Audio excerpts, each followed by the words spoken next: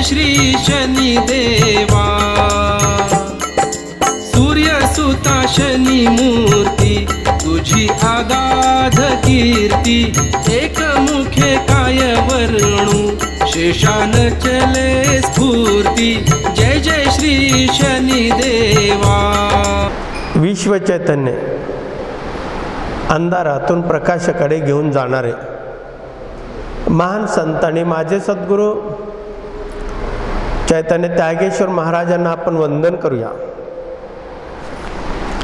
या कलियुगाचा राजा, सत्याचा सागर, सूर्यसूत, मी म्हणणाऱ्यांना पाचावर धारण करणारा, असत्याचा नाश करणारा आणि सत्याचा विजय करणारा, दंडनीयांना दंड देणारा आणि आदरणीयांचा आदर करणारा असा धर्मप्रिय, शिवप्रिय आणि तुम्हा आम्हाचा आराध्य दैवत शनिदेव यांना आपण प्रथम दंडवत नमस्कार करूया। आपण पाहत आहोत प्रपंच करत असताना परमार्थ कसा हवा। परमार्थ आपण प्रत्येक जण करत असतो, प्रत्येकानं अपेक्षित असतं की यातनं काहीतरी आपल्याला जीवनामध्ये मुक्ती मिळावी, एक आनंदमय जीवन जगता यावं आणि ज्या काही विश्वामध्ये सर्व सुख आहेत त्या अनासाही आपल्याला मिळावा, एक प्रत्येक भक्तांची एक इच्छा असते। या इच्छेप्रमाणे आपण साधना करत असतो। मग साधनेमध्ये मग अनेक प्रकार आहेत, कोणी कुठल्या मार्गाने करतो, कोणी कुठल्या मार्गाने करतो, कोणी ज्ञान मार्गाने करतो, कोणी भक्ती मार्गाने करतो, कोणी कर्म मार्गाने करतो। प्रत्येकाने आपल्याला पेलेल त्या पद्धतीनं करत असतो। पण करता करता अशी भक्ती करायला जातो की भक्ती कुठे वाहून गेली, कर्म कुठे हरवून गेला, ज्ञान कुठे लपून बसला हेच आपल्याला कळत नाही।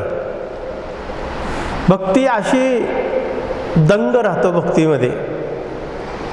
भक्तीमध्ये तल्लीन राहतो आणि त्या तल्लीनमध्ये थोडंसं मध्ये असं थोडासा, जसं जेवणामध्ये तोंडी लावायला मीठ आपण थोडासा लोणचं घेतो, थोडंसं काहीतरी चटण्या घेतो, पण तो मूळ भाजीला भाकरीला विसरतो आणि दुसरीकडेच आपला प्रवाह चालू असतो।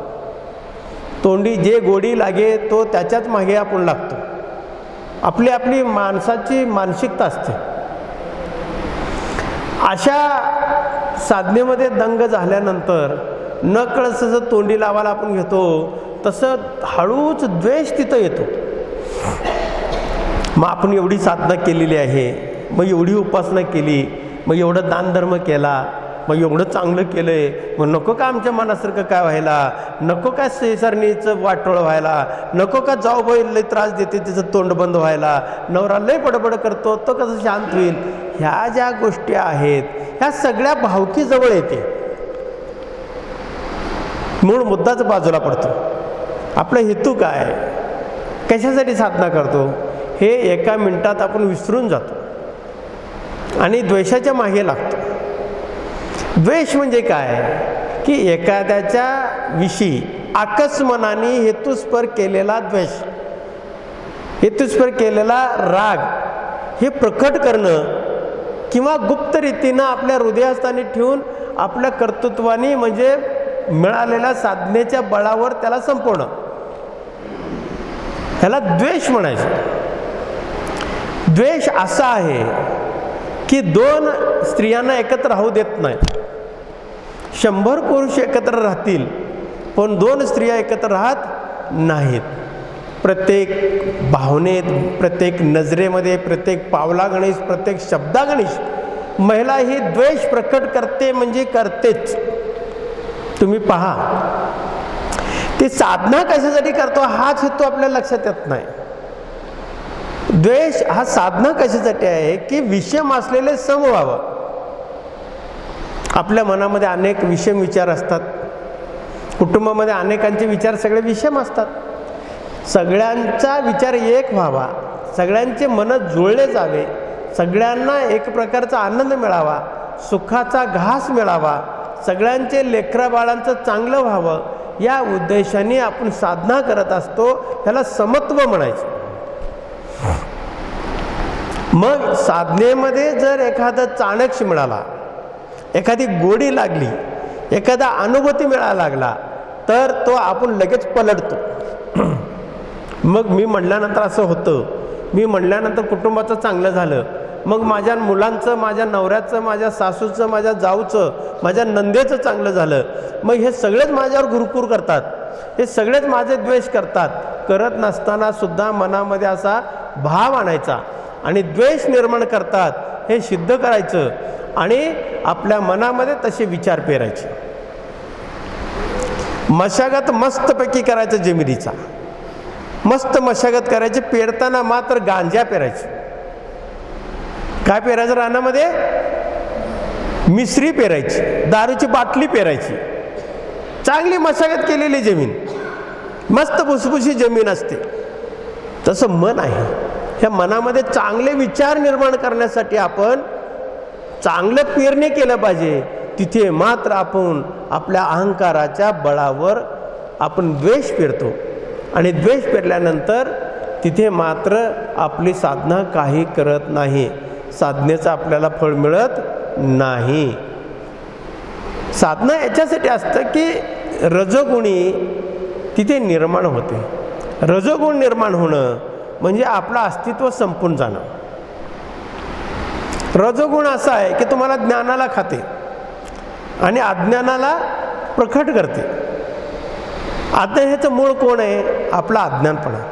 साधना कशासाठी करतो हेच कळत नाही, म्हणजे तो आपला अज्ञानपणा. जर आपल्याला कळलं साधनेचं कारण काय, आपण सज्ञान झालो, तर समविचार निर्माण होतात. बघा, शिवजी, देवादिदेव महादेव, तुम्ही फोटोमध्ये पाहिला असाल, एका ठिकाणी बसलेले असतात. त्यांच्या डाव्या बाजूला पार्वती माता असते, जठेमध्ये गंगा असते, समोर नंदी असतो, बाजूला षण्मुख असतो, त्याच्या समोरच्या बाजूला गणपती असतो. हे प्रत्येकाचे वाहन काय आहेत? शिवजींचं वाहन पाहिला तर गळ्यामध्ये सर्प आहे, समोर नंदी आहे.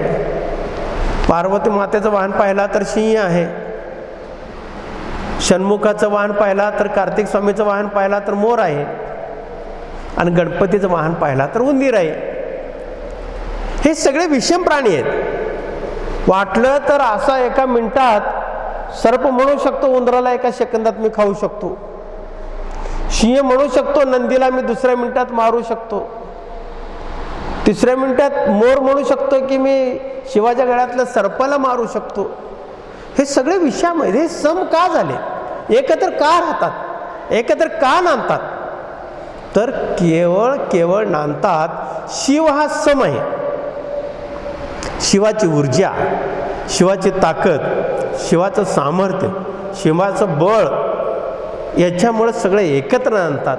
तशा आपल्या हृदयामध्ये विषम विचार जरी आले तरी आपण सम करण्याचा प्रयत्न केलात, आपण साधनेचा सदुपयोग केलात की कुटुंबातले सगळे माणसं एकत्र नांदावा, गुण्या गोविंदांनी राहावा, हसत खेळत राहावं, आनंद लुटावा, सगळ्याला मोक्ष मिळावा, या विचाराने केलात तर घरात असलेले सुद्धा विषम असलेले सगळे सम होतात.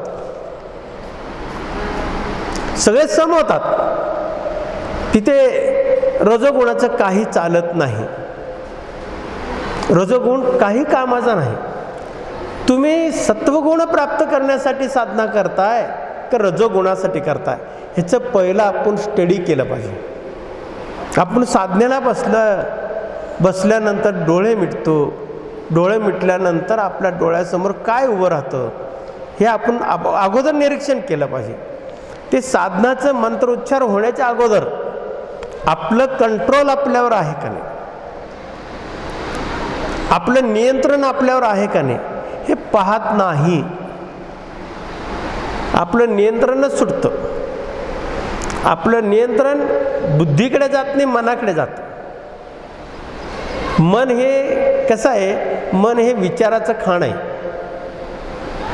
मन हे विचाराचं खाण आहे. तुम्हाला सकारात्मक विचार करायला लावत नाही, तो नकारात्मक विचार करायला लावतो. आणि साधना तशाच पद्धतीनं आपण करत असतो.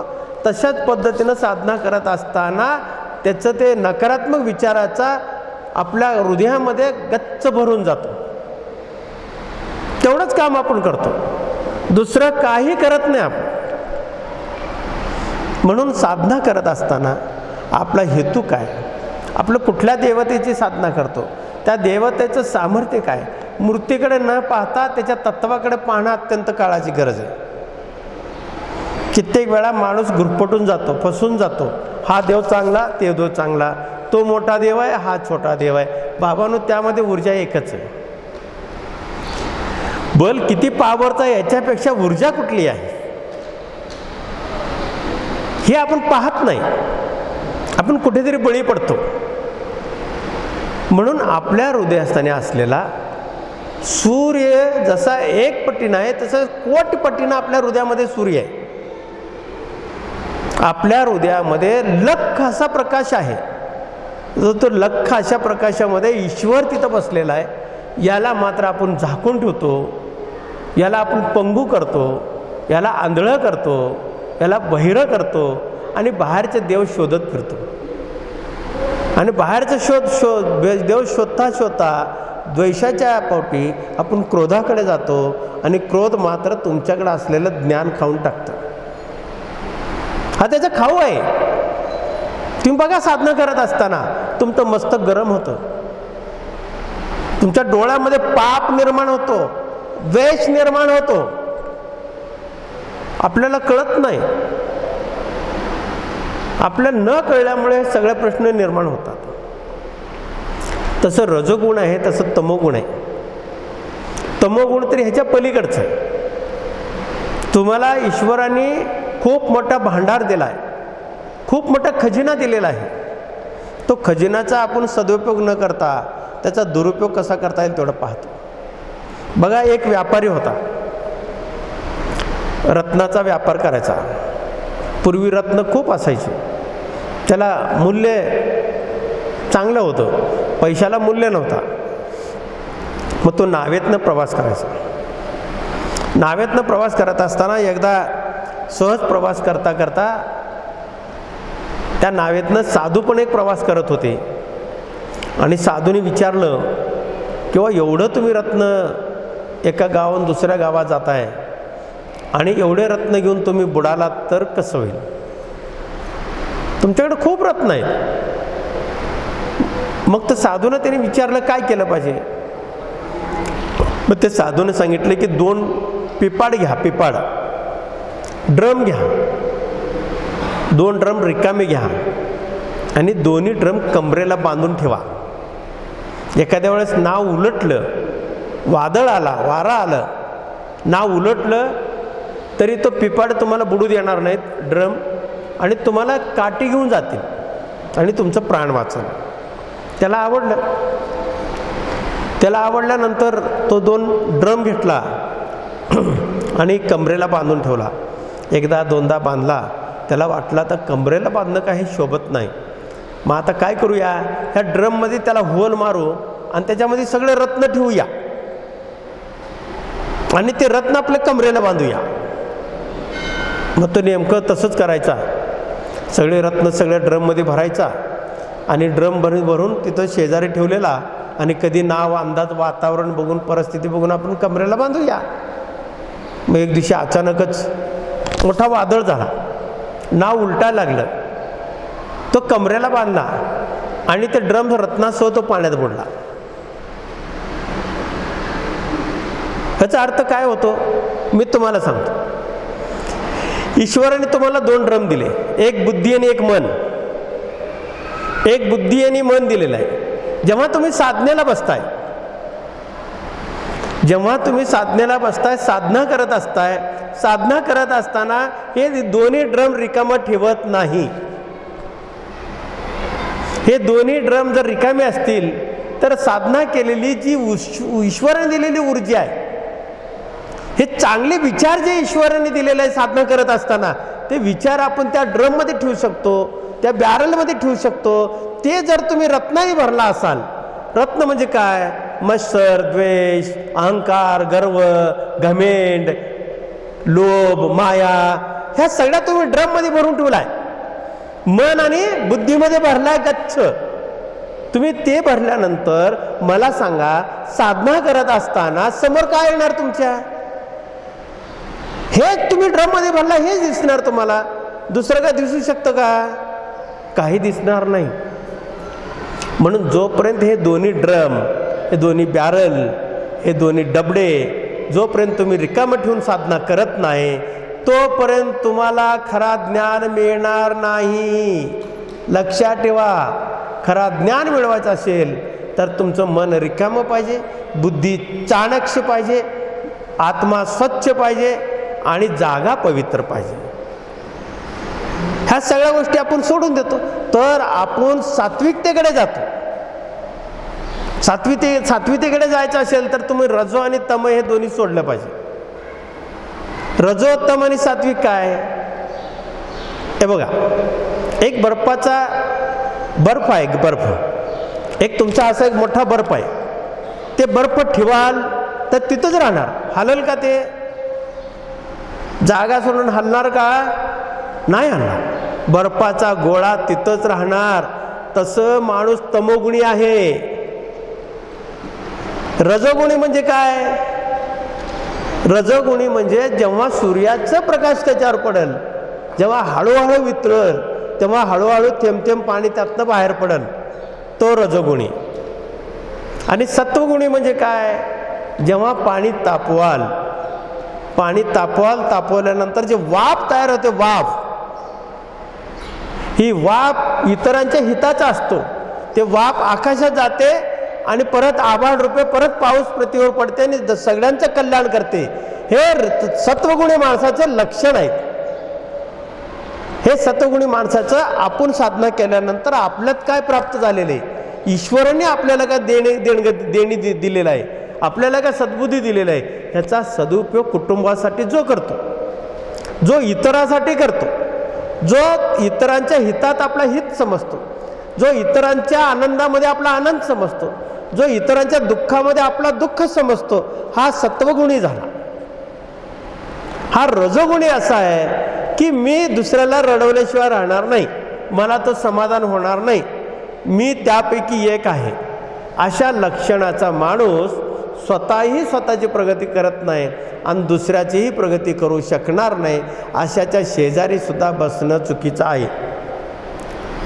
अशा शेजारी सुद्धा बसणं चुकीचं आहे. म्हणून प्रपंच करत असताना परमार्थ असा करा की आपण त्या पाण्याचं, त्या बर्फाचं वितळून आकाशात आपण भरकन उडून जावा. म्हणजे आपला प्रसार आणि प्रचार त्या पद्धतीनं व्हावा. आणि जेणेकरून आपला उच्चार जरी कोणी केलं, आपले एखादा गुण जरी कोणी घेतलं, तरी त्यांचाही त्यात कल्याण व्हावा आणि त्यात प्रगती व्हावी.